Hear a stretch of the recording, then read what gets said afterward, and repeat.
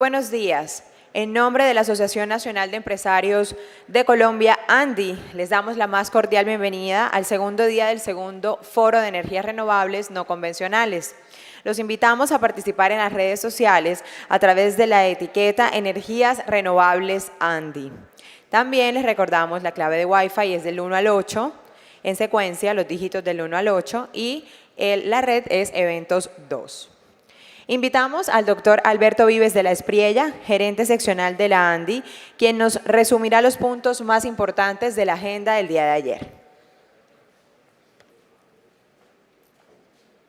Buenos días. Muy buenos días a todos ustedes. Desde la ANDI queremos ser muy puntuales con los puntuales, así que vamos a dar inicio a la jornada de la mañana de hoy. En la jornada del día de ayer, lo primero que tuvimos fue el anuncio de Barranquilla ingresando a la WSP como miembro de ciudades energéticas o capitales energéticas.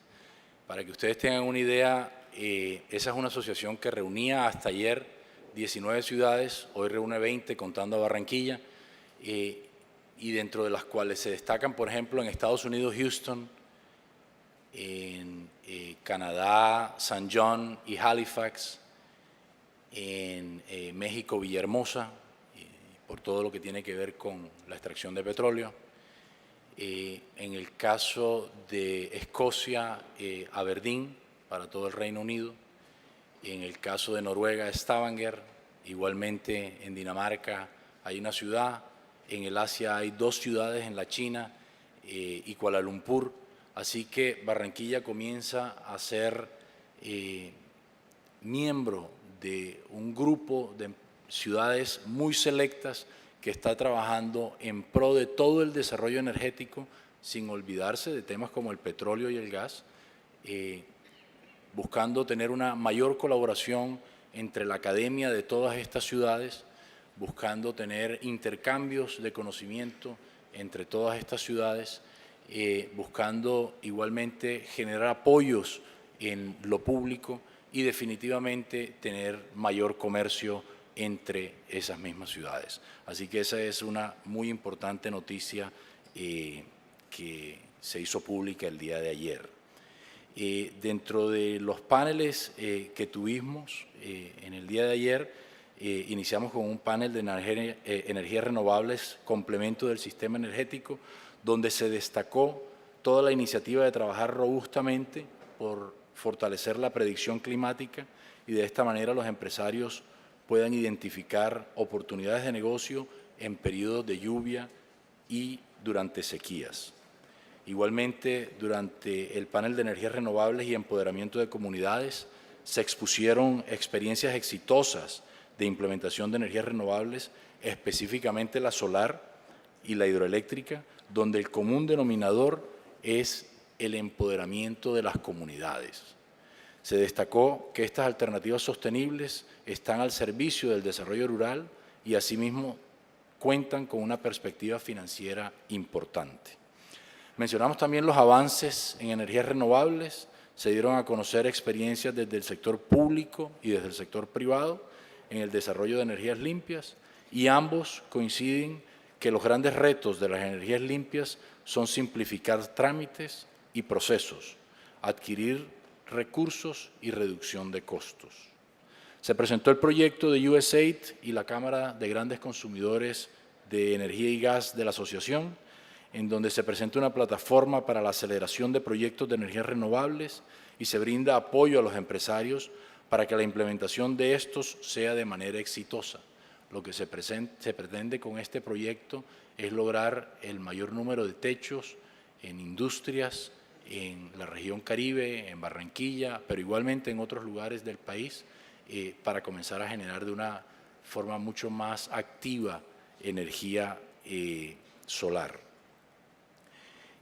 Tuvimos un panel de casos de la industria palmera y el azúcar en las energías renovables.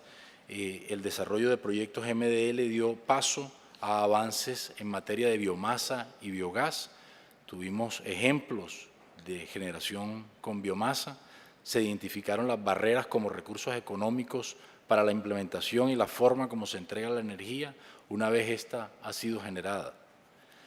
Tuvimos unos ejemplos de agroindustria y energías renovables en Colombia y se presentaron estos casos de éxitos en la industria, destacando la implementación y el desarrollo de los mismos. Igualmente, las oportunidades a corto plazo en el Caribe colombiano, donde mencionamos todas las oportunidades en el escenario actual del Caribe colombiano que de una u otra forma han permitido dinamizar la implementación de la energía renovable. La costa Caribe, gracias a su ubicación geográfica y climatológica, cuenta con un potencial en materia de energía eólica y solar impresionante. No debemos ser ajenos y por el contrario se debe trabajar en ello para alcanzar eficiencia energética y ampliar la matriz energética de Colombia. Asimismo, en ese panel se identificaron los obstáculos para el desarrollo de proyectos de energías renovables no convencionales, tales como el sistema regulatorio y medioambiental, la falta de credibilidad de los inversionistas en los contratos de largo plazo de energía o PPAs y el requerimiento de mayor involucramiento del sector público para la dinamización de las energías verdes. En la mañana de hoy tenemos primero la intervención del doctor Hernando José Gómez, director de la Misión de Crecimiento Verde, seguido por los casos de éxitos de la industria, donde tendremos a Felipe de Gamboa, gerente de General Electric, y a Marcos Páez, gerente de Panasonic.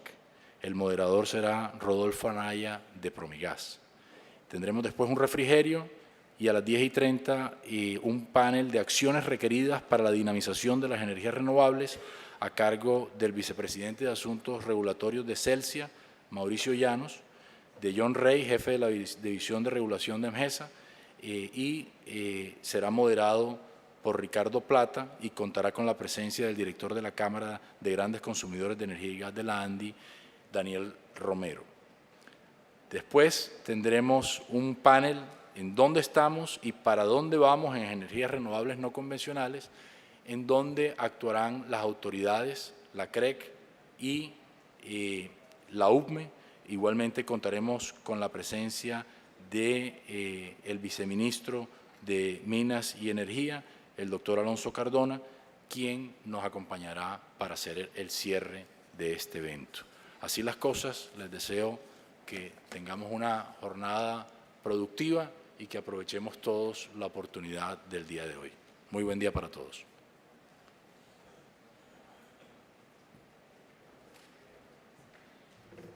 Gracias, doctor Vives. La Misión de Crecimiento Verde es una iniciativa liderada por el Departamento Nacional de Planeación que busca definir los insumos y lineamientos de política pública para orientar el desarrollo económico del país hacia el crecimiento verde en el 2030, de manera comprensiva y acertada. La misión producirá las bases técnicas para la formulación de la política de crecimiento verde de largo plazo, proceso en el cual el DNP busca involucrar de manera estratégica al sector privado al trabajo de misión. Invitamos al doctor Hernando José Gómez, director de la Misión de Crecimiento Verde.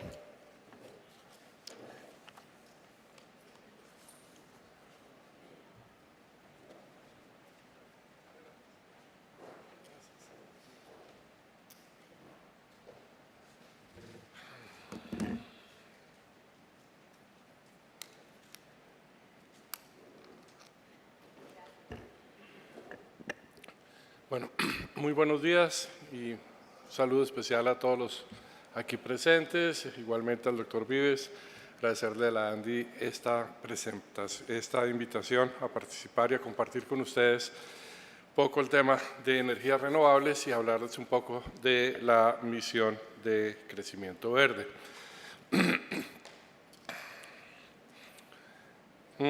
Lo primero, claro, empecé mal. Muy bien. Entonces, lo primero es que darles a ustedes un diagnóstico de dónde estamos en el tema de crecimiento verde con énfasis en el tema de energías renovables. Lo primero que debo decir es qué entendemos por crecimiento verde, porque es bien importante que nos podamos tener como la definición que estamos utilizando. Y esa es la definición compacta de crecimiento verde que estamos usando es lograr un desarrollo sostenible, que sea incluyente y que preserve el capital natural del país. O sea, tiene 3 elementos: desarrollo sostenible, que sea incluyente y que preserve el capital natural del país. En ese sentido, desde el Planeación Nacional, entendemos que en este esfuerzo de crecimiento verde la palabra crecimiento y la palabra verde tienen igual peso. En ese sentido, nosotros somos conscientes que tenemos que lograr que este país siga creciendo, siga generando riqueza. Todavía el 70% de nuestra población o es pobre o es vulnerable, solamente el 30% de la población es clase media, un gran logro, se ha duplicado en los últimos 15 años, pero de todas maneras tenemos mucho camino que recorrer.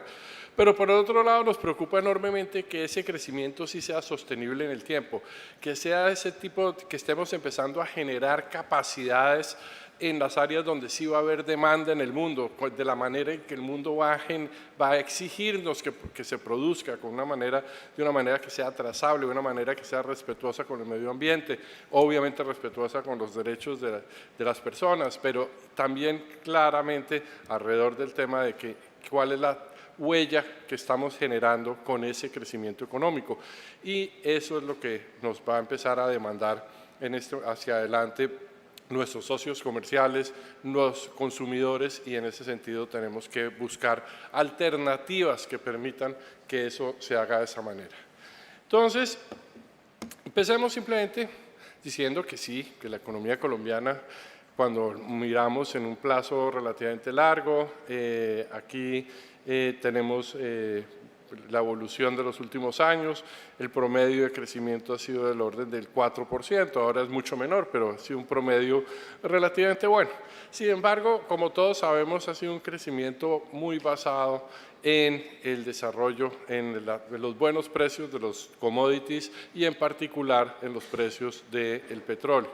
Y eso ya pasó, si bien el precio del petróleo ahorita está otra vez por encima de los $50, no podemos seguir pensando que el crecimiento sostenible del país se va a basar solamente en su recurso minero, además porque la realidad es que en este país hay poco petróleo, además están los sitios donde la infraestructura es más deficiente y además geológicamente es bien complicado de sacarlo. Entonces, evidentemente Colombia no es que no nos han dado el beneficio de tener petróleo disponible como lo tiene Venezuela o lo tiene otros países o Canadá, etcétera. Nosotros tenemos una situación más compleja, pero además lo que tenemos de manera abundante es el carbón. Y el carbón claramente es el producto que el primero del cual la comunidad internacional, consciente de todos estos temas, quiere salir de él, es del carbón. Entonces, evidentemente allí seguir basando nuestro crecimiento, digamos, en esos sectores, pues evidentemente se vuelve cada vez más difícil y menos sostenible. Por otro lado, el crecimiento económico ha sido básicamente con base en incrementar capital y trabajo. O sea, hemos venido generando más empleo, hemos venido invirtiendo más. Colombia, eso hay que señalarlo y enfatizarlo, es de los países que ha logrado crecer más rápidamente su inversión en toda América Latina. Y a comienzos de siglo estábamos en 14% del PIB, hoy en día estamos como en 27%, llegamos hasta el 29% del PIB, o sea, se está invirtiendo mucho. Pero de cierta manera estamos creciendo un poco a lo bruto, o sea, cada vez que queremos crecer estamos invirtiendo más, empleando más gente, pero no estamos siendo más eficientes. Entonces, en términos de productividad, la productividad total de los factores en Colombia ha crecido cero o negativo en las últimas 2 décadas. O sea, en ese sentido, cada vez estamos empleando más recursos de capital y trabajo, empleando más gente, invirtiendo más, pero no estamos obteniendo proporcionalmente de los mismos incrementos de producción. Entonces, ahí es donde empezamos a tener dificultades. Y esto es un problema, la verdad, no para tranquilizarnos, pero de toda América Latina. O sea, cuando lo vemos, estoy más bien por acá. Cuando lo vemos por acá, tenemos que esto es la América Latina menos 0,3, Colombia está en menos 0,2, como les comentaba, y comparemos con Asia. En Asia básicamente está en 5% el crecimiento anual de la productividad total de los factores. Recientemente estuvimos con algunos profesores de la Universidad de Shanghai que vinieron a Bogotá y dijeron que estaban muy preocupados porque eso se les había caído al 2 o 3% en los últimos años. Nosotros, el mejor de los mejores años fue un 2% por allá en algún año que lo obtuvimos de chiripa probablemente. Entonces, claramente ahí tenemos un problema y es que estamos utilizando cada vez más los factores de producción y por otro lado no estamos logrando que se genere una mayor productividad. Eso tiene muchísimas razones de carácter institucional, tiene razones de carácter de la capacidad de las empresas de absorber nuevas tecnologías, de la calidad y la calificación del capital humano, de la gente, pero hay que recordar varias cosas. Uno, Colombia ya pasó su transición demográfica. Ya hoy en día cada nueva cohorte de población que llega al mercado laboral en términos absolutos es más pequeña que la anterior. En ese sentido, si ya digamos esta economía deja de ser una economía donde tiene un abundante factor laboral y empieza a tener que pensar, bueno, ok, necesitamos que ese escaso factor laboral que tenemos realmente se pueda utilizar de una manera más eficiente para todos. Y pensar en crecer muy por encima del 27, 28, 29% de la inversión como proporción del PIB, pues tampoco es muy creíble, o sea, eso no tenemos mucho espacio ahí. Entonces el gran esfuerzo que tenemos que hacer es por el lado de la productividad. Entonces, dentro de la misión, inicialmente decidimos, hombre, nos parece importante que evaluemos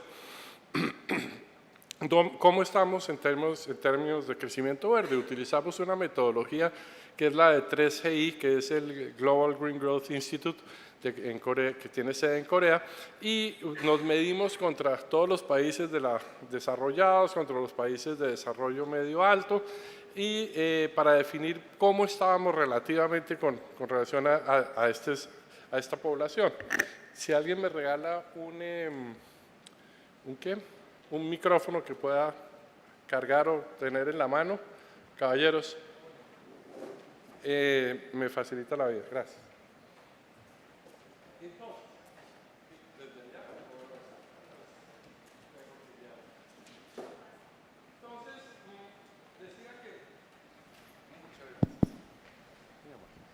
Decía que Colombia presenta muchas oportunidades para mejorar, tener un uso más eficiente de sus recursos. Medimos en términos de cuál es la productividad del agua dulce. Cuando nos comparamos con los países de la OCDE, esta es una araña donde más al centro se está más mal, más hacia afuera se tiene una mejor calificación.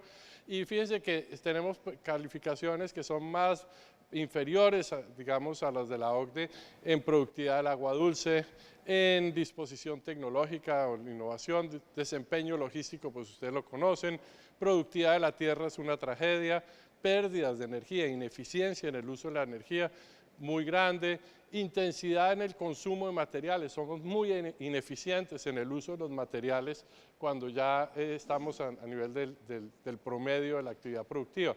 En lo único que nos va relativamente bien es la línea roja, es en intensidad energética porque tenemos una matriz energética relativamente limpia con relación al agua. Entonces, realmente de los siete elementos que se evaluaron, solamente en uno tenemos un alto desempeño y es por el tema de la abundancia del agua, pero el día de mañana, si por el problema del calentamiento global tenemos un problema grave en la disponibilidad de agua que se produce en los Andes, en las montañas, pues evidentemente vamos a tener un lío complicado. Ya en un trabajo que nos están haciendo sobre el tema del agua, nos mostraban que claramente hay un problema de estrés hídrico en Bogotá, Cali, Barranquilla, Cartagena. Medellín es la única que sale más o menos bien en términos de disponibilidad de agua, pero lo que quiere decir eso es que el día de mañana que haya, por ejemplo, un fenómeno del Niño que sea un poco más fuerte que el que tuvimos el año anterior, pues probablemente vamos no solamente a tener un problema de capacidad de generación energética, sino también incluso en algunas ciudades disponibilidad para tener agua potable. Entonces, claramente allí tenemos que empezar a pensar en ese tipo de fenómenos que se nos van a venir hacia adelante y que posiblemente esta cuestión tan bonita de intensidad energética, si no nos ponemos las pilas para empezar a generar con renovables no convencionales, pues podemos enfrentar algunos problemas complejos. Por otro lado, miramos un poco cómo estamos en conservación del capital natural y miramos se analizó cómo estamos en agotamiento de recursos naturales, cómo estamos en cambios de cobertura forestal y en calidad del agua. Fíjense que no solamente estamos mucho peor que la OCDE en esos tres elementos, sino también en general estamos por debajo del promedio de los que son los países de ingreso medio alto, lo que está ahí como IMA en amarillo. Entonces, ¿qué tipo de problemas tenemos? Tenemos unos problemas de deforestación dramáticos, incluso ahora después de la firma de los acuerdos de paz, ese problema se ha intensificado porque apenas salieron las FARC de una cantidad de regiones de Colombia, sobre todo el Piedemonte, del Piedemonte llanero y en el oriente del país, pues empezaron a moverse toda la cantidad de depredadores que empiezan a deforestar dramáticamente. De acuerdo a algunas fotos de satélite, esta situación ha llevado a que solamente el primer trimestre de este año se deforestaron 1.700 hectáreas adicionales. Así, ¡pa! Sí, llegó, esto es como ahí sí, que están hablando ahora del grupo Los Bulldozer, hay otros que son físicamente, que sí tienen los bulldozers y se van a acabar con todos con todo el recurso forestal. Entonces, con otro problema, y es que, por ejemplo, aquí cuando usted le están definiendo si le van a otorgar los títulos sobre baldíos, uno de los criterios que todavía se usan en la ley es que usted haya deforestado todo y tenga ganadito. Sí, o sea, si usted muestra un bosque y dice, no, pero usted no, mejor dicho, la muestra de que usted ha ocupado y que tiene posesión sobre un terreno es que usted lo haya destruido, ¿sí? Si no, no le dan el título sobre ese terreno. Entonces, ahí tenemos un problema complejo.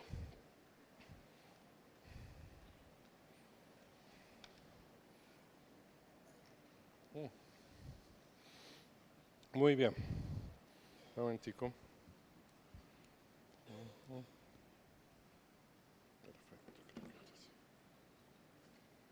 Muy bien. Entonces, ese es uno de los líos que tenemos ahí en términos de cambios de cobertura. Calidad del agua la tenemos baja todavía. Cada vez que uno dice eso y está en el salón alguien de las empresas públicas locales se pone bravo, pero el promedio es lo que da los estudios es que todavía comparado con otros países y además porque hay que pensar que probablemente en algunas de las 4 o 5 principales ciudades de Colombia tenemos muy buena disponibilidad de agua potable y bien tratada, pero probablemente cuando uno sale de ahí y se va a la población vecina, seguramente la calidad del agua sí es bastante deficiente. Entonces, allí, digamos, eso es parte del problema también que tenemos y también el tema de agotamiento de recursos naturales, pues es algo que nos afecta. Por otra parte, el país es más vulnerable que el promedio de los países de la OCDE al cambio climático. Así nosotros contribuyamos menos a las emisiones en términos pues que evidentemente tenemos pues como precisamente tenemos una matriz energética más o menos limpia, pues nuestra contribución es limitada. Entonces aquí tenemos que evidentemente aquí somos muy vulnerables al cambio climático. Un incremento de 2 grados en la temperatura acaba con el 90% de disponibilidad de agua a este país. O sea, de verdad, este país tiene unas posibilidades de volverse un desierto con una situación de estas de cambio climático que si no realmente no tomamos las medidas que toca, pues vamos a tener dificultades grandes. La intensidad, también mirábamos aquí en términos de emisiones de CO2, pues estamos relativamente también con relación a emisiones de CO2, con relación a las posibilidades, no estamos tan bien. Tenemos en energías renovables, estamos súper mal, y ahorita les voy a mostrar algunas cifras sobre ese tema. Y en intensidad de carbono, pues es en la única parte donde estamos relativamente bien de nuevo, gracias a los temas del agua, de la generación con hidroelectricidad. Entonces, ha habido algunos estudios que ha hecho Planeación Nacional, por ejemplo, en temas de intensidad energética. Este es un estudio que hizo EY para Planeación y para el Ministerio de Minas, y muestra cuál es el potencial que podría darle la eficiencia energética al país. ¿Dónde podríamos, los ahorros que se podrían hacer si hacemos realmente un uso racional de la energía? Y les está dando que son 15 billones de pesos anuales.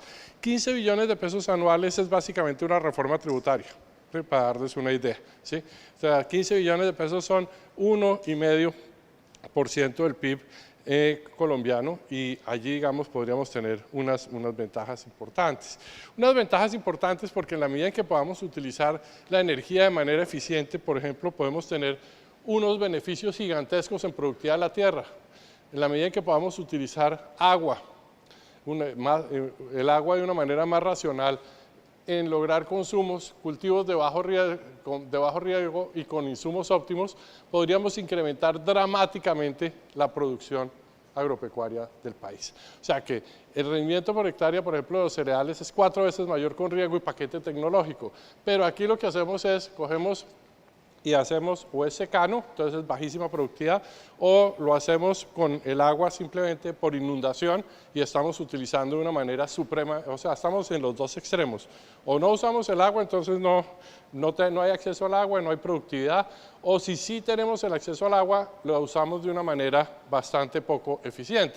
Entonces, en la medida en que logremos mayores eficiencias, podríamos lograr incrementos hasta de 4 veces en los rendimientos en la producción de bienes agropecuarios. Y Colombia tiene un potencial grande en eso, y podríamos tener, digamos, una base exportadora muchísimo más sólida si tuviéramos ese tipo de acceso al agua con base en la eficiencia energética. Otro tema que me pareció interesante mostrarles son medidas con mayores beneficios económicos por tonelada de CO2 no emitida. ¿Qué es lo que nos ayudaría realmente a reducir las emisiones? Y hay buena parte que está, por ejemplo, que me impresionó, esto es un estudio que hicieron para el DNP hace poco, y donde tenemos mejoras en diseño y arquitectura en las edificaciones, en las fábricas, en las oficinas, en los centros comerciales, cómo se orienta, cómo se airea, cómo se genera una mayor eficiencia. O sea, allí en términos de diseño y de arquitectura se encontraron que podría haber unos beneficios gigantescos. En otras palabras, tenemos que reeducar a todos los afiliados de Camacol, básicamente en términos de manejo ambiental. Yo fui presidente de Camacol, entonces me puedo dar ciertas licencias con mis antiguos amigos. Pero, por otro lado, también mejores materiales de construcción. Nosotros usamos materiales de construcción que requieren muchísima energía para ser producidos, ¿sí? Y podríamos estar usando unos productos, unos materiales de construcción que tienen las mismas características, la misma durabilidad, pero mayor eficiencia energética. Algo de eso ya está haciendo Camacol cuando se asoció con la IFC del Banco Mundial para incorporar acá la certificación EDGE para los constructores, que eso les implica, digamos, una serie de metas en el manejo, digamos, de este tipo de materiales. También, por otro lado, está el tema de mejora de eficiencia de calderas. Esa es otra parte importante. Aquí en Colombia hay muchísimas calderas todavía de fuel oil, etcétera, muy contaminantes. Medellín tiene uno de esos problemas, es uno de los problemas grandes que tiene, y eso genera, digamos, una serie de problemas en la calidad del aire, y ese problema de la calidad del aire genera una serie de costos adicionales en la salud de los habitantes de la ciudad. Entonces, allí también podemos tener otra otras posibilidades interesantes. También, pues evidentemente, tenemos temas de chatarrización de camiones, sustitución de bombillos incandescentes, sustitución de aires acondicionados de baja eficiencia.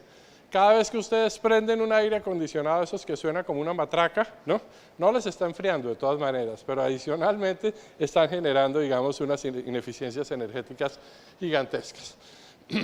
Como allá tiene un reloj gigantesco que me está generando ya estrés, entonces voy a hacer más rápido todo este tema.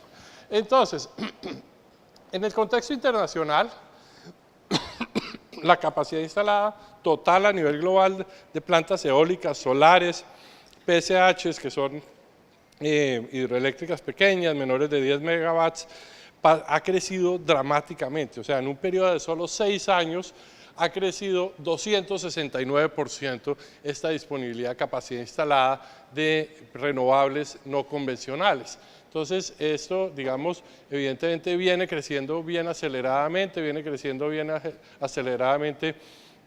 el tema de la eólica, la solar fotovoltaica viene creciendo, las que más aceleradamente viene creciendo en los últimos años. Por otra parte, también es muy importante decir esto, ya iniciamos un proceso de transición energética acelerada por una razón muy simple, y es que en este momento lo que se ha mostrado es que los costos de energía de los combustibles fósiles ya se compara con la mayoría de las alternativas de una manera positiva. O sea, por ejemplo, ahora cuando el señor Trump dijo que le iba a quitar todas las limitaciones a la generación de energía con carbón en Estados Unidos, los señores de la eólica y la fotovoltaica en Estados Unidos se murieron de la risa. Dijeron, nosotros somos igualmente competitivos con ellos, nosotros no necesitamos subsidios para competir con los del señores del carbón, ¿sí? Entonces ya lo más interesante de esta franja, digamos gris, que es donde se mueve los combustibles fósiles, ya se encuentra que la eólica offshore, que la geotermia, que la biomasa, que la solar fotovoltaica empiezan a competir de manera interesante. O sea, muy importante es esto, ya no es un problema de costos, ya no es un problema es que necesitamos hacer sacrificios por el medio ambiente, es que ya la reducción de los costos, por ejemplo, de las celdas solares ha sido de 80% en los últimos 10 años, entonces ya empieza a ser rentable en muchas circunstancias y condiciones el tomar una alternativa, digamos, de esta naturaleza. Otro ejemplo, quería mostrarles, por ejemplo, todos los avances que ha tenido América Latina. 9.8% de la electricidad de Honduras viene con fotovoltaica, en Uruguay 22.8% de su electricidad con eólica. En Brasil se instalaron 2.700 megawatts, en 2015 en Chile se instalaron casi 1.000 megawatts en energía eólica y más de 1.600 en energía solar en estos últimos 2-3 años. En México se instalaron 700 megawatts de eólicos, bueno, etcétera, etcétera. Ok, ¿dónde está Colombia? Entonces, estas son nuestras cifras.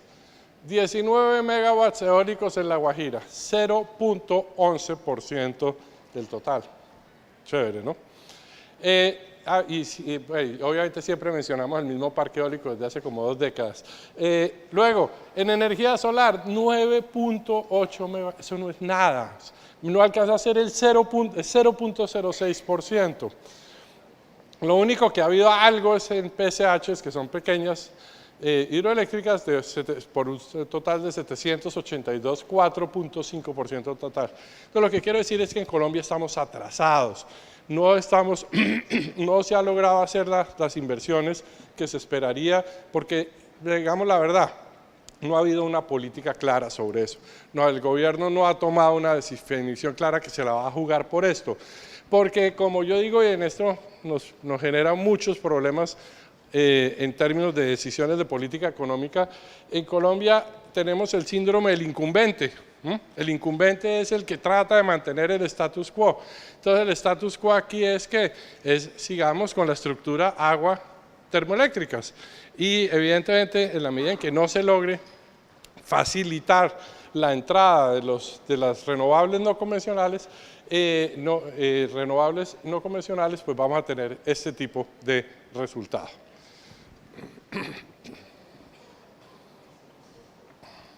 Entonces, finalmente, sí, a uno le pueden señalar que salió la ley 1715 del 2014, esa ley establece competencias administrativas de las entidades oficiales, promoción de autogeneración, sustitución de diésel, crea fondo de estímulo para financiar programas, hay una reducción de la renta anual hasta el 50% de la inversión realizada y hay una promoción de recursos en esta materia. Sin embargo, tenemos líos como estos.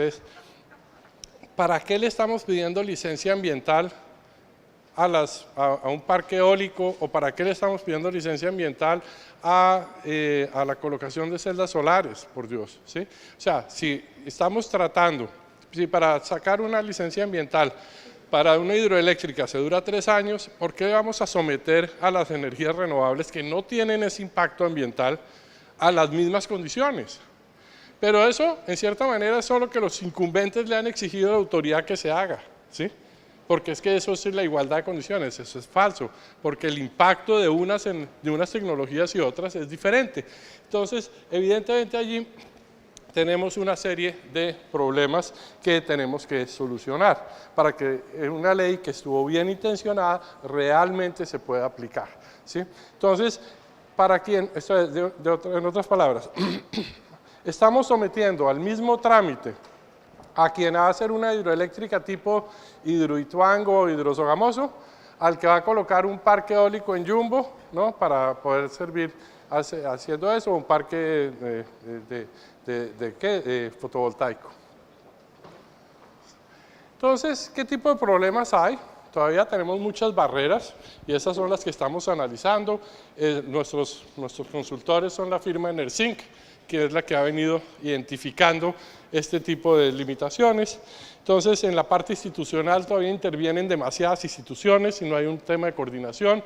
Hay una desarticulación institucional, falta de liderazgo institucional, falta de interés por conectar a terceros. O sea, un amigo mío que tiene una finca por allá en Choachí, dijo, bueno, yo estoy generando aquí un poco de energía para mi finca con celda solar, pero quiero venderle a la empresa de energía mis sobrantes. Entonces se escribió, dijo, bueno, ¿qué tengo que hacer? Mire, básicamente dijo, me toca estar del resto de mi vida haciendo trámites, ¿no? en las oficinas de estas empresas públicas para lograr venderle 1 megawatt, así que olvídese, más o menos no voy a hacer eso. Económicas, todavía hay que dar algunas señales claras de que los costos son mucho más razonables. Tenemos un problema de la remuneración por el tema de la capacidad, dificultad de financiamiento, todavía el sector financiero no concibe esto como algo de alto riesgo porque también pues, ve todos estos problemas institucionales. No hay la valoración de externalidades todavía. En la parte regulatoria, pues no tenemos la definición del cargo por capacidad, no hemos reglamentado los contratos de largo plazo, tenemos reglamentación, hay que reglamentar el tema de las desviaciones. Este es otro tema de esos fantásticos. Si usted tiene agua o tiene una termo y usted dice el día anterior voy a generar tanto y tiene una desviación pues, superior a un nivel, pues usted tiene un derecho a desviarse. No sé cuántos días son, 10 días, 10 desviaciones al año sin que le genere una multa. Pero resulta que si usted está generando con fotovoltaica, pues el problema es que usted el día anterior trató más o menos de establecer cuánto iba a producir, pero hubo más nubes o menos nubes, entonces le van a decir, es que usted no está cumpliendo, pero es que, perdón, las tecnologías no son comparables. El control que uno tiene sobre la energía distribuida es diferente al que uno tiene sobre el de la hidroeléctrica o el de la termoeléctrica. Entonces, ese tipo, digamos, de aplicaciones de normas, sin tener en cuenta la naturaleza de la tecnología, también está generando problemas. Tenemos licencias ambientales complejas, el problema de la medición bidireccional. Nos colocamos en un lío gigantesco, que qué tipo de contador iba a ser, que quién iba a pagar por el contador, si el usuario de la empresa de energía, si el usuario de la empresa de servicios públicos. Bueno, eso ha sido un drama para hacer esa definición. ¿Qué hicieron en la India? En la India sencillamente dijeron, mire, todas las casas nuevas tienen que tener medidor bidireccional, punto, todos los apartamentos, casas nuevas. tiene que ser parte de la dotación de una casa nueva. Y la gente la paga, simplemente. Y lo que se hace, entonces los constructores dijeron, no, pero es que eso me cuesta más. Le dijeron, sí, pero si usted lo hace, en su siguiente proyecto yo le permito un porcentaje de construcción por metro cuadrado superior al del anterior proyecto. O sea, se los pagan, digamos, en capacidad de, en vez de hacer 6 pisos, les permiten hacer 7 pisos en el siguiente proyecto que hagan. Entonces, ese tipo de cosas la han hecho de una manera muy práctica. Tenemos tecnologías, falta de personal capacitado también todavía, tenemos escasez, falta de madurez tecnológica, infraestructura de transporte y mejores estudios de potencial de recursos. O sea, todavía tenemos muchas barreras, algunas de ellas institucionales, algunas de ellas de coordinación, algunas de ellas de reglamentación, que son las que queremos entrar a proponer. Bueno, entonces, como verán, tenemos un reto gigantesco. Aquí, simplemente para ir terminando, porque ya se me acabó el tiempo, tenemos que, si nosotros seguimos actuando como venimos, simplemente la economía sigue creciendo, recuperamos el 4%, como nos dijo el doctor Mauricio Cárdenas, que íbamos a volver a crecer al 4% a partir del 2019, entonces va a ser triste porque no le va a tocar a él, pero bueno, en todo caso, en el 2019 que vamos a, bueno, ok, ¿qué implica de aquí al 2030 en términos de crecimiento, de aumento de presión sobre los recursos del país? Pues que en primer lugar vamos a tener va a haber un incremento de 51% de la energía.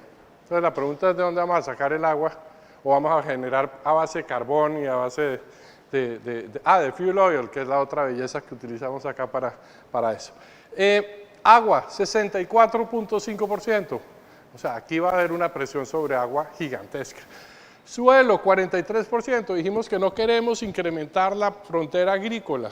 Por Dios, con esto, si seguimos creciendo como vamos, con los mismos niveles de productividad de la tierra, del uso del agua, del uso de la energía, vamos a crecer al 43% la demanda. O sea que realmente necesitamos hacer un cambio pronto, profundo, o simplemente el modelo que tenemos no es sostenible.